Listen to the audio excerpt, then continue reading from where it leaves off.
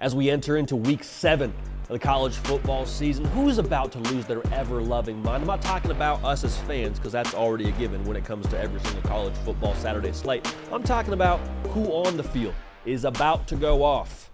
Got a couple of players here that I want us to talk about together. We'll make sure that you're in the know, because you probably already have a good gauge for this, but we'll make sure that we all align together on who's about to go off before they go off, and then we'll all talk about it together afterwards. But hey, we appreciate you being dialed in. Make sure you are subscribed. College football, nothing but college football every single day of the year, so we appreciate you being dialed in. This segment is brought to you by our friends over at Prize Picks, and y'all, we have been hot. We have been very hot. Now, how long does this heater last remains to be seen.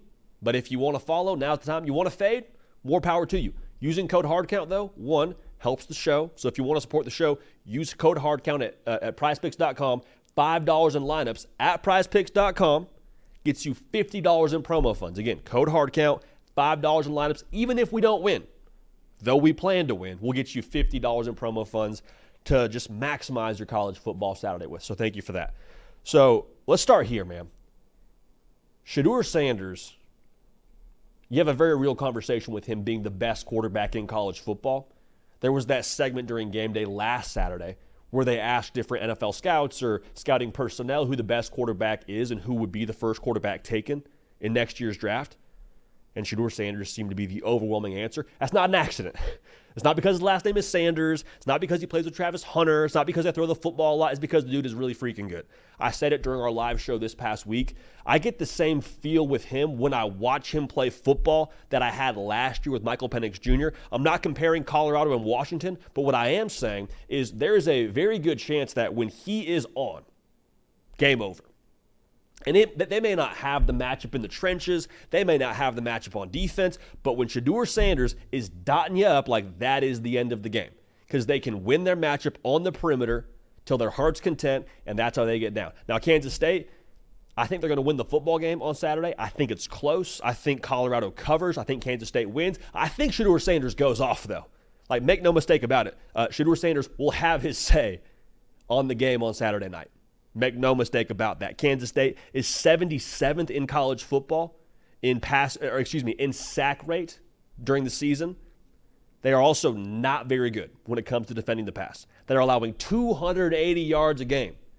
So Shadur Sanders, I would have to believe, is seeing that and saying, okay, let's get after it. I mean, the guy's thrown for almost 300 yards in virtually every game outside of Nebraska.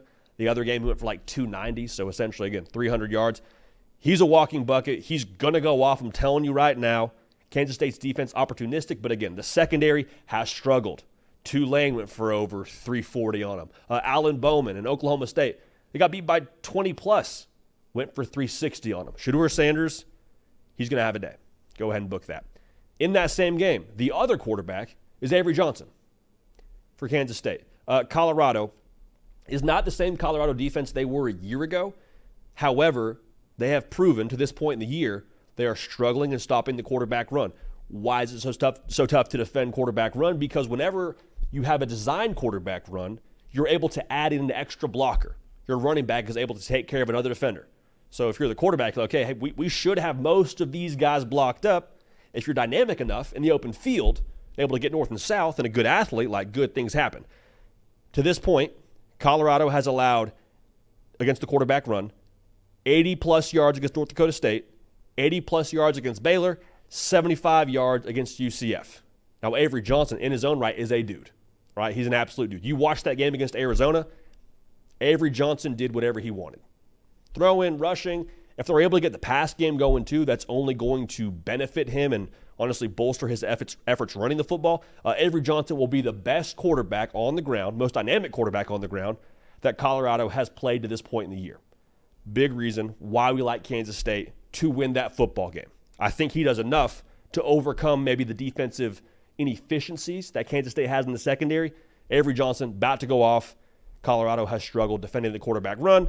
Avery Johnson, the quarterback run is his bag. All right. Now, Caleb Downs, safety from Ohio State, hasn't made a ton of noise this year. Quite frankly, because Ohio State hasn't had to make a ton of noise this year. They play Oregon this week. All right. So if you're looking to make noise, this is the game. This game, to me, screams Caleb Downs. Has his name written all over it. what he does at the safety position. Obviously, I mean, it's great instincts, why he's playing safety for Ohio State. The other part of this, though, he gets downhill with just vengeance. Like, he's a very instinctual football player. Oregon does a really good job putting the ball out in playmakers' hands in space. So what does that mean? A lot of quick game, a lot of catch, rock, throw from Dylan Gabriel, a lot of passes that are not going to travel a very long distance downfield. A lot of these passes will be caught at or just in front of the line of scrimmage.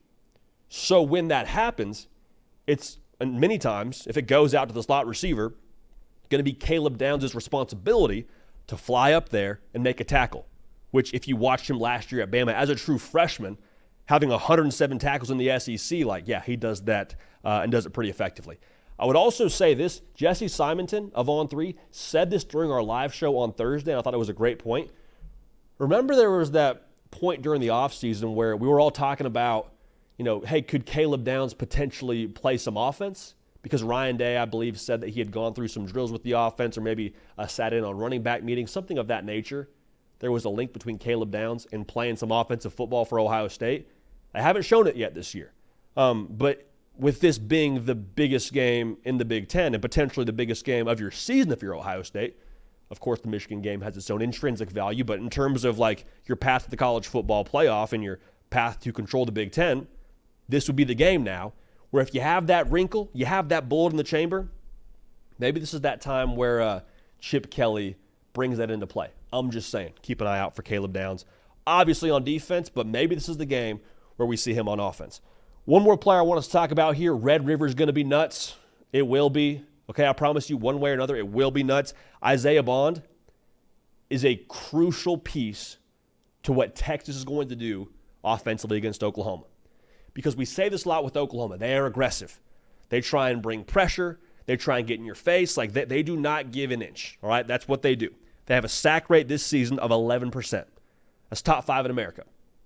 That's pretty similar from a strategy perspective, from a overall intensity and just defensive flavor perspective to who Brent Venables has been his whole career and to who he was last year.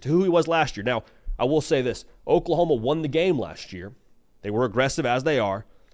Xavier Worthy had 8 catches for 108 yards against this defense. Now, Isaiah Bond is not Xavier Worthy. However, I think they will try to utilize him in a similar way. Be a lot of RPO when that linebacker sneaks up and there's space behind him. Get the ball to Isaiah Bond, whether it be a post route over the middle, whether it be a seam route, whatever it is. I think they'll do a really good job trying to insert him behind the second level of that defense in front of the safety with room to run. And Isaiah Bond's a 4-4 guy in his own right. Okay, so when he gets the football in space, he needs to make something happen. I think he will. He's averaging 18 yards a catch this year. He gets QB1 back in Quinn Ewers. I think he has a big game. I do. I think the answer to Oklahoma's aggression is speed. Isaiah Bond has got speed like Lightning McQueen. So the Prize Picks plays that we like for this weekend involving these players, I got 2 squares I really like. Again, code HARDCOUNT, $5 in lineups, $50 in promo funds. We feel good about this hitting, but if it doesn't, even if it doesn't, still get your $50 in promo funds. So Isaiah Bond, I just mentioned, the receiver for Texas. I think he will have more than 63.5 receiving yards. I like Shadur Sanders to have more than 310.5 passing yards. Okay, so take those, put them together, fade or follow, more on both. Code HARDCOUNT, $5 in lineups, $50 in promo funds when you play. All right, so let's lock in. Let's have an incredible Week 7 of the college football season. Freaking love y'all. Appreciate y'all. We're going to keep this party rolling, and we will see y'all next time.